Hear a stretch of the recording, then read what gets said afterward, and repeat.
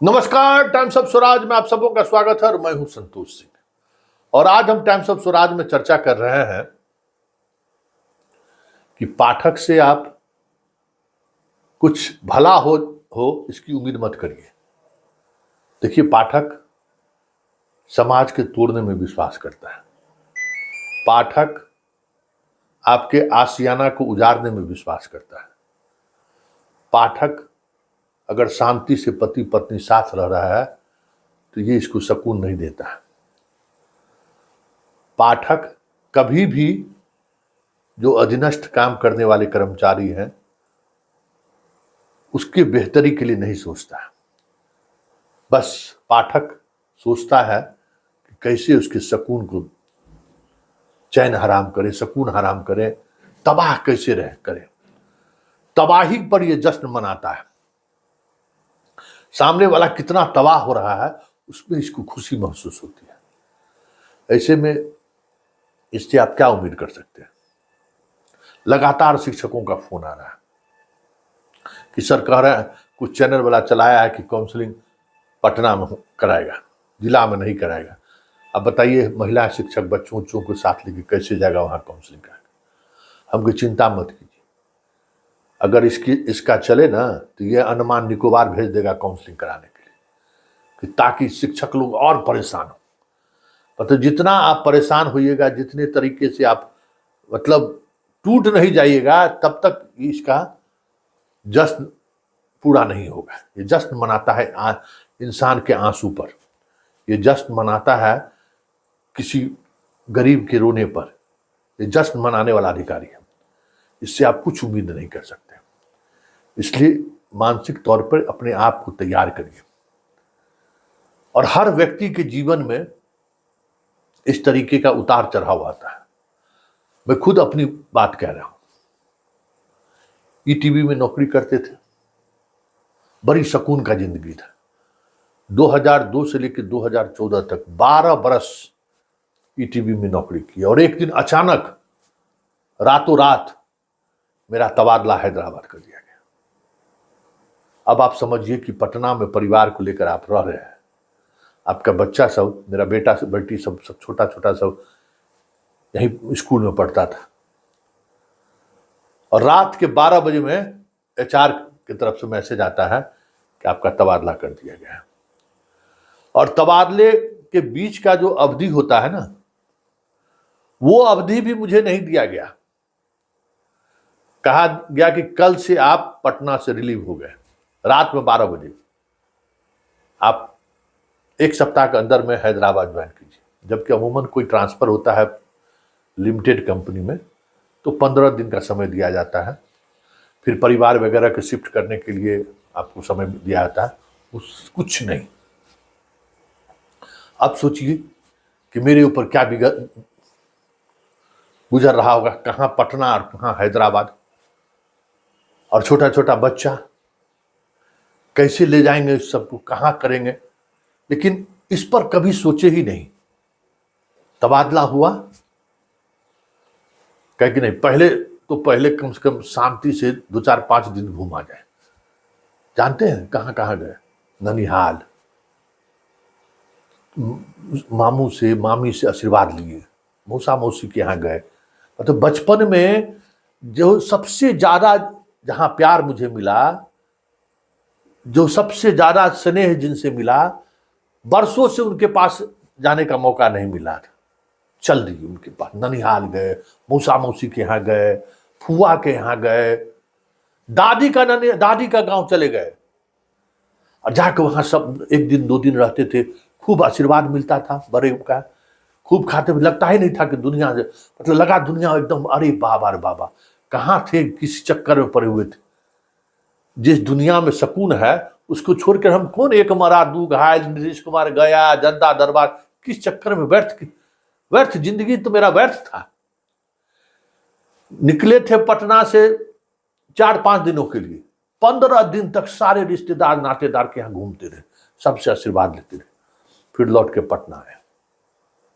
और पटना पहुंचे नहीं कि दूसरा नौकरी जो है सो का फोन आ गया कि अगर आप नहीं जाना चाहते तो हमारी कंपनी में आके आप ज्वाइन कर सकते, तो कशिश ज्वाइन की।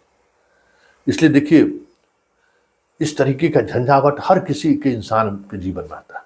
ये अलग बात है कि आप लोग शिक्षक हैं, तो आप लोगों को जीवन में इस तरीके की चीजें नहीं आती होंगी, नहीं आई है अभी तक कभी, आप ट्रांसफरेबल जॉब में रहे नहीं है।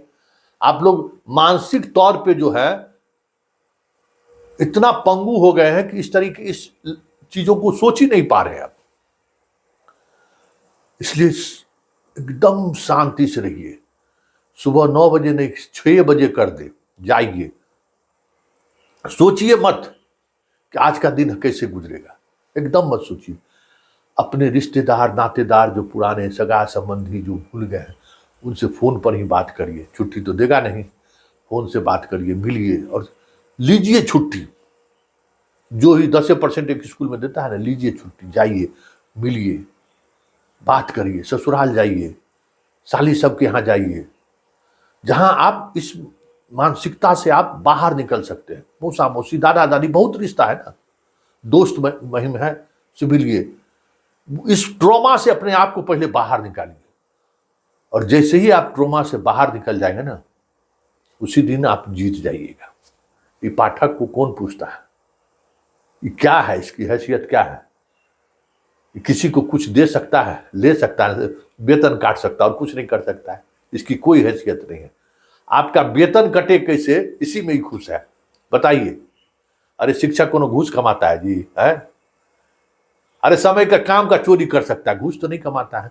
उसका 2 दिन का वेतन अगर काट लिए, 2000 रुपया कट गया, कैसे उसका परिवार चलेगा? कम वक्त कभी नहीं सोचता है। इसको आनंद आता है, अरे वीडियो कॉन्फ्रेंसिंग कहेगा, आज कितना टीचर का वेतन कटा जी?